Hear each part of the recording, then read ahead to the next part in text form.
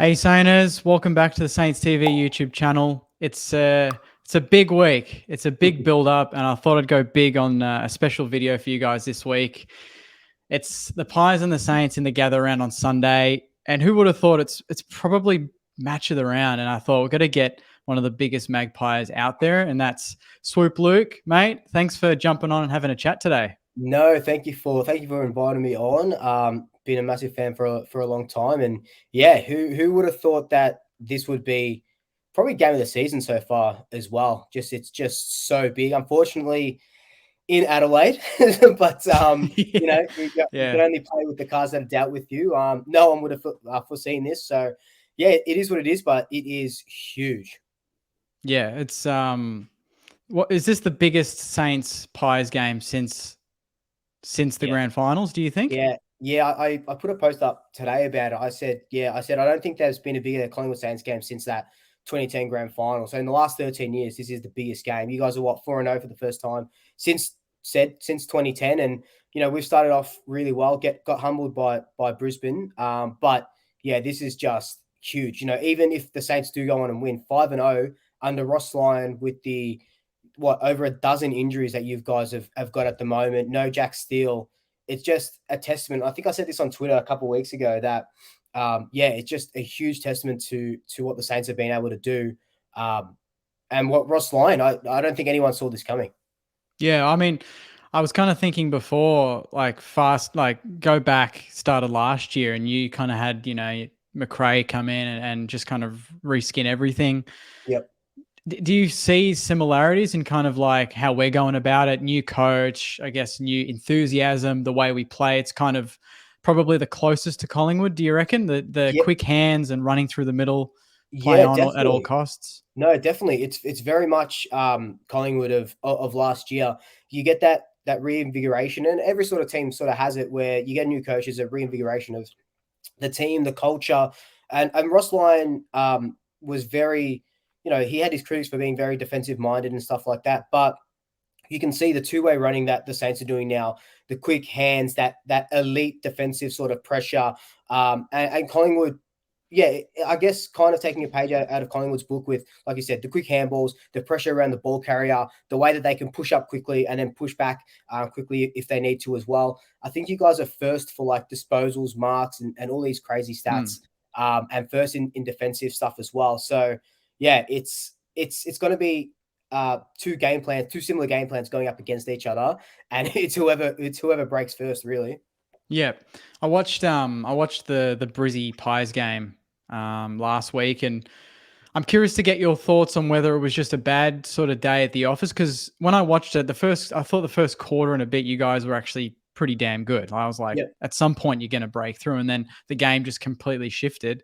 Do you think that was just a one-off? It was just a down game that needed to happen. Was it maybe not having a designated ruckman and they got you in the middle, which is something we could try to exploit as well with Marshall? Yep.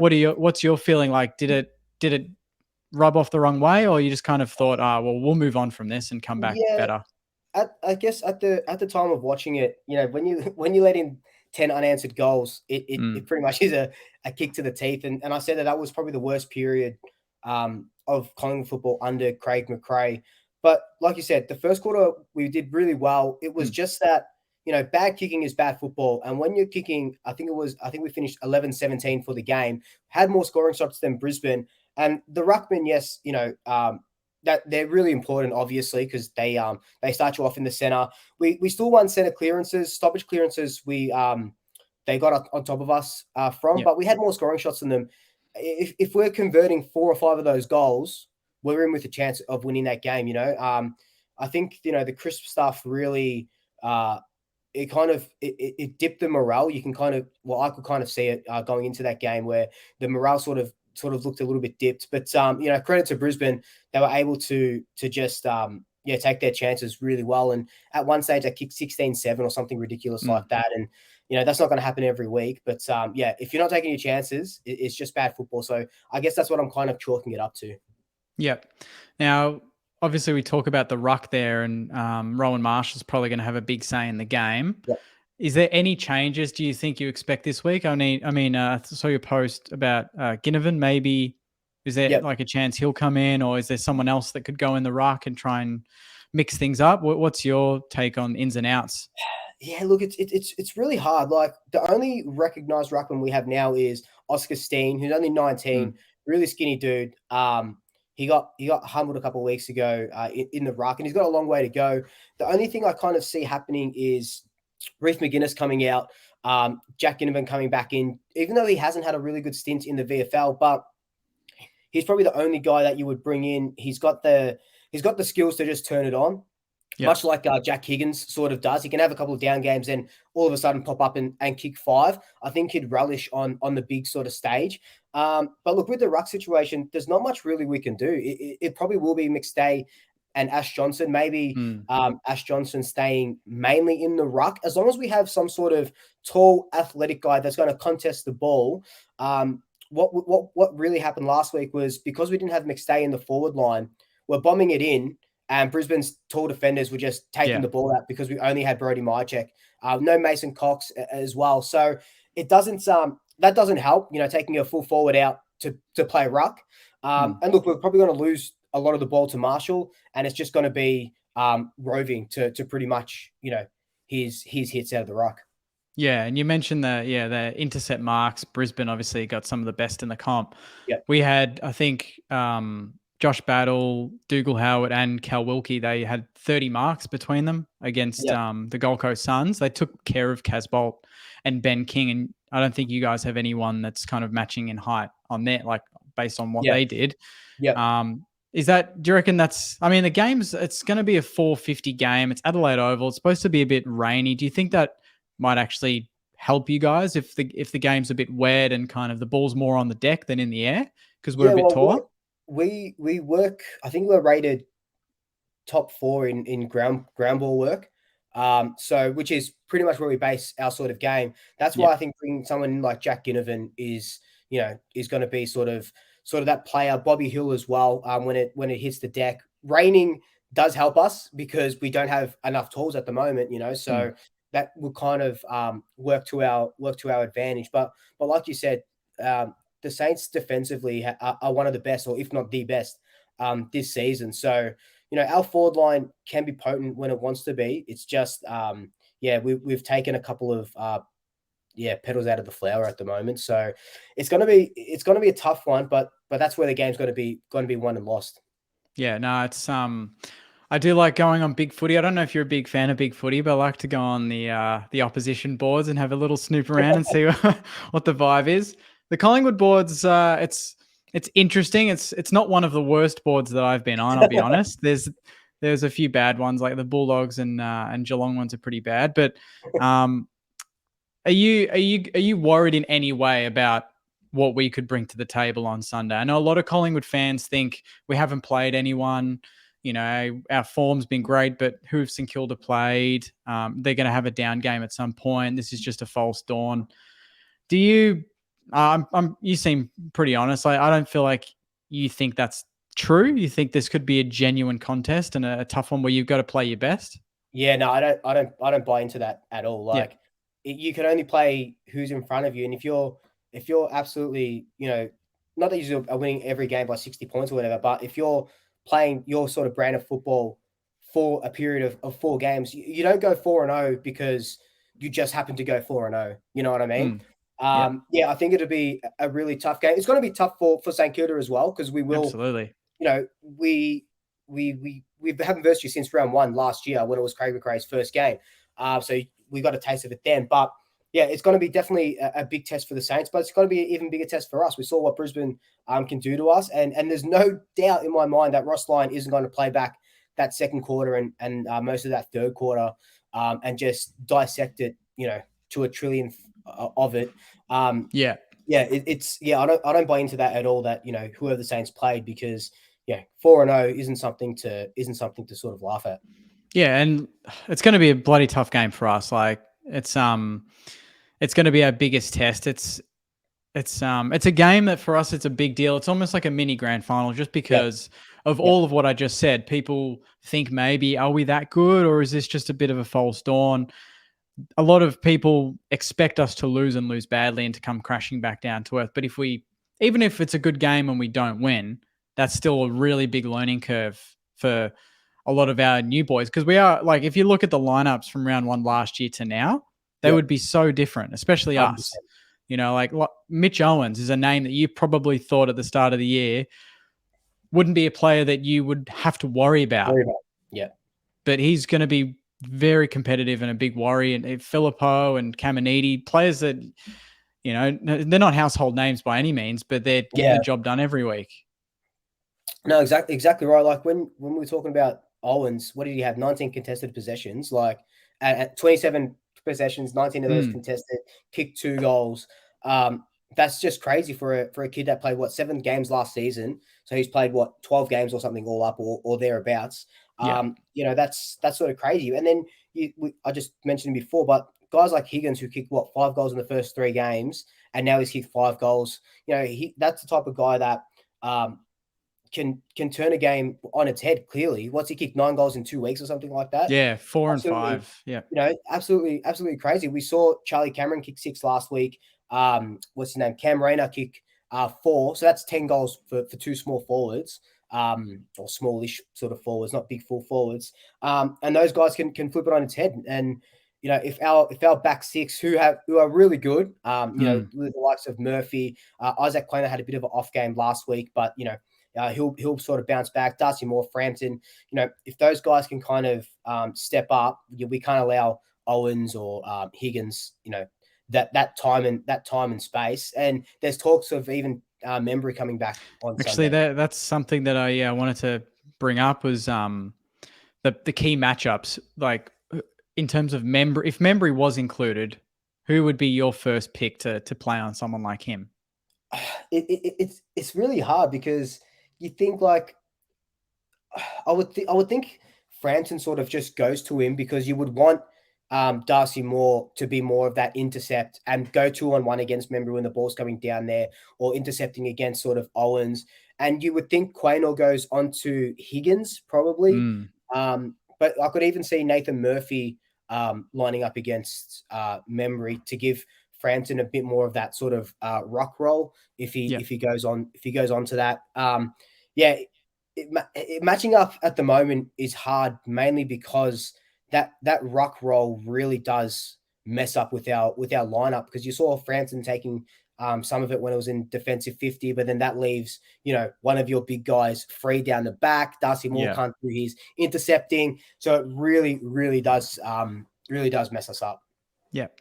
Is there sort of one key thing you look at the game and you feel comfortable knowing if we exploit this, if we play this way or we do this, we've got St Kilda? Is there a clear sort of path to beating us that you can see?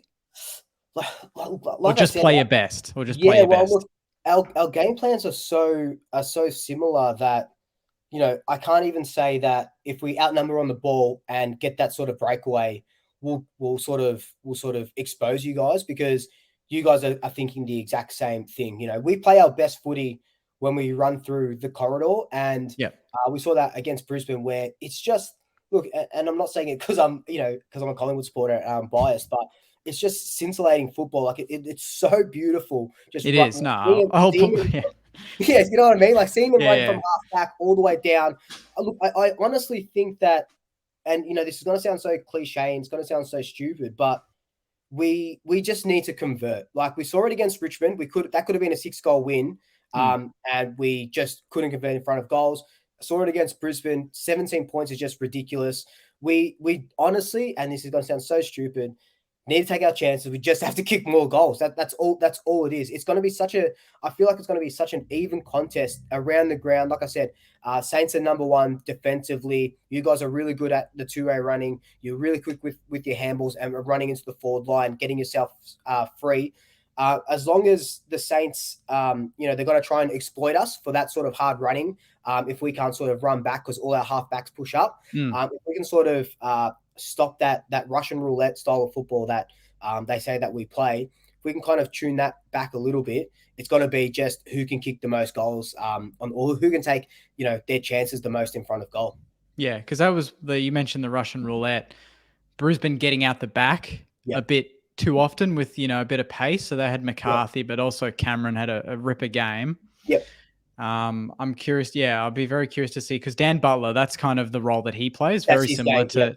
Yep. to Cameron. So if we can get out the back early, I'll be more confident. Yep. But you guys go through the middle. We haven't even spoken about Dacos, or both of them, by the way, because they're unbelievable players. Yep. I'm not sure if we go to tag Nick Dacos or not. I mean, there's been a lot talked about. He gets a lot of the ball, but it's all soft possessions. I don't agree with that. I saw there was a Yep. lot of talk about that last week. He Yep. got what did he get? The 38, 2 goals was 38, and I think 13 contested as well. Of yeah. those, So something like that. So it's I think it's a bit overstated. People like to just poke a bit at him because he's so 100%. good. Because Yeah. he's so good. Has anyone actually tried to tag him yet, or just tried to Yeah. ruffle his feathers, get in his face, be physical with him? So Lockie Jones for Port tried to tag him in the first quarter, and they stopped that tag after the end of the first quarter, because not only were they losing a half forward, he just couldn't go with Dacos anyway. So so they stopped that tag. Brisbane tried to rough him up a little bit, just around the outside of the ball. So a couple of niggles, jumper sort of hits and stuff like that. Look, Nick doesn't really get phased. Well, from what I can see, doesn't sort of really get phased with that sort of stuff. And yeah, there is a knock on his, he only gets the cheap balls out the back and stuff. But I'd rather him get the cheap balls or the handballs around the back, because his kicking it's is elite. Absolutely elite. Like, he's going at, I think he's averaging more than 80% disposal efficiency for the season. And I'd rather him get the handball around the back and kick it lace out 40 meters to one of our other mids than him going into the middle of a pack, when we've got Taylor Adams, Jack Crisp, Tom Mitchell, and Maynard to do that sort of thing. Like, I'd rather him keep his knees on him than dive in headfirst just to prove some keyboard warrior is wrong. You know what I mean? Yeah, I mean, every good player is going to cop that. Exactly. You're not gonna get everyone saying, yeah, he's a gun. There's always going to be a few online.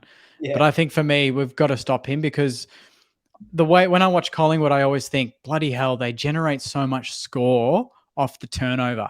And it's very similar to us. You've got Maynard, you've got Crisp, you've got Dacos now, even Moore. He's very good at that rebound. He's a bit quicker than what people think. He does push up the ground, and he likes to run for a big man. That makes him very, very unique. And then on the flip side, we've got Stocker, who's underrated at the moment, who's come in and done a great job. Nasai Wangan in Malira.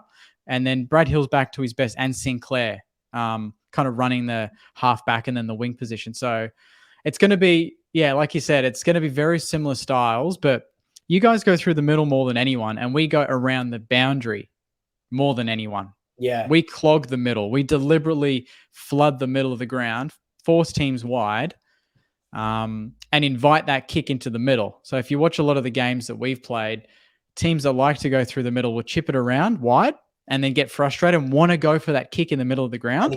They go for it. It's too risky. We snatch it, and then we go the other way. So if the game's a bit wet, I still wonder if the Pies will back their skills to do that, or if they'll just play it a bit safer and go down the line and just keep resetting. So it's going to be a nuts sort of game. It's going to be a big one.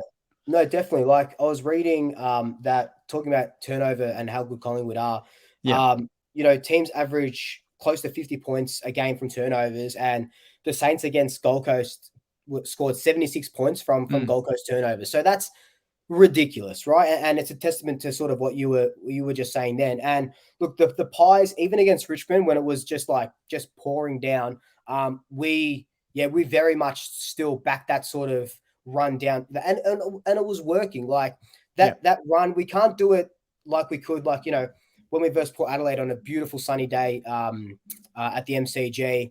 It looks great sort of doing that. And we can still do it in the wet. It's just, again, just not taking our chances in front of goal. And if the Saints are going to clog that middle, I'm sure McRae has a sort of plan B to kind of get around that. Yeah, as much as it's important the boys on the field get the job done, it's going to be a battle in the box as well, in the coach's box, isn't it? Like, they're both, to me, they're probably at the moment close to the two best coaches going around. Just in terms of taking a list and really putting a stamp on the way they want the team to play. There's a clear vision. And for the last 12 months, I've been pretty in awe of what Collingwood's done, but I'm really glad that we're kind of following suit. So Yeah. I'm hoping for a good game, hoping for a big crowd as well, and not.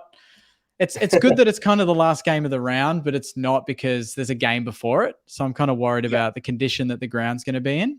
Yeah, look, I just wonder how this whole gather round is sort of going to work. Like no doubt, people are saying, oh, it sucks that it's at gather round, at Adelaide Oval and stuff. But this game it probably would have been played at Marvel anyway. If it was probably would have been one of our games that were our home games at Marvel, because we usually verse Port at Marvel. So because we verse them at the MCG, this would have been one of those games where it's 45,000 under the bloody roof. So at least it's not there. So it's gonna be interesting. Yeah, the state of the ground and just how the whole round's gonna go. Yeah, no, I'm excited for it. I think the whole rounds it's an interesting concept. Hopefully it Definitely. works out. But yeah, it's hard to not, I guess be a bit upset that it's not in Melbourne with a big crowd, or even at the G, move it to the G, because everyone's saying could have got 70 and plus at the G, but 100%.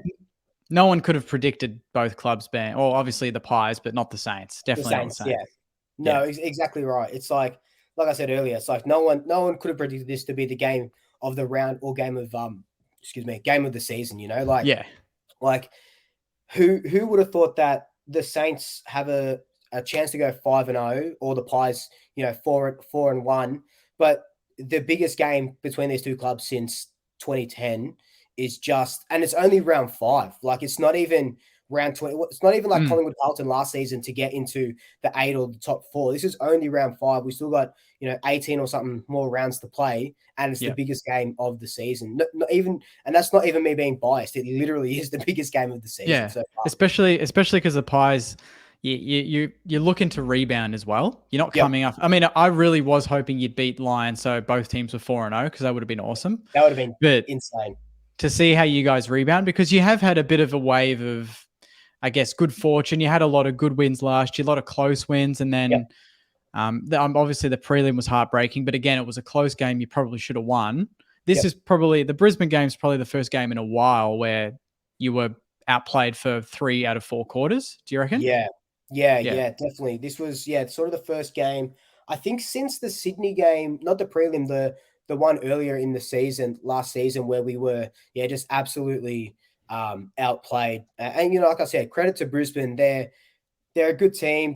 They rarely lose at the Gabba as well. It was Dewey, so I think they've lost 5 of their last 50 games or something at the Gabba. So going up there to their sort of jungle, it's always going to be hard, but we don't really lose 2 in a row. So it's going to be interesting to see how we bounce back. And I said on my review the other day, as I get older, I like losing, just because it lets you fix things up that you can't sort of see when you're winning. So it might have been papers over the cracks. Exactly right. So when you lose, you go, okay, we've actually been going this way for the last 3 rounds. Now we can see what we have to do, what we can do sort of better.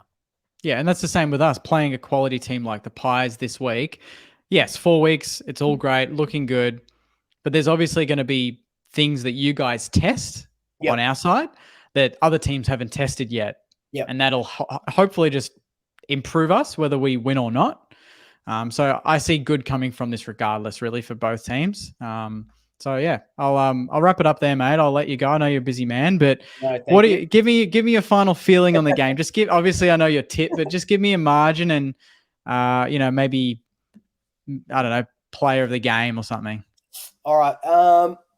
I haven't had a chance to think about the margin. Look, obviously I'm going to go the Pies, and I don't think it's going to be, if it is going to be rainy up in Adelaide, I don't think it's going to be a big sort of game.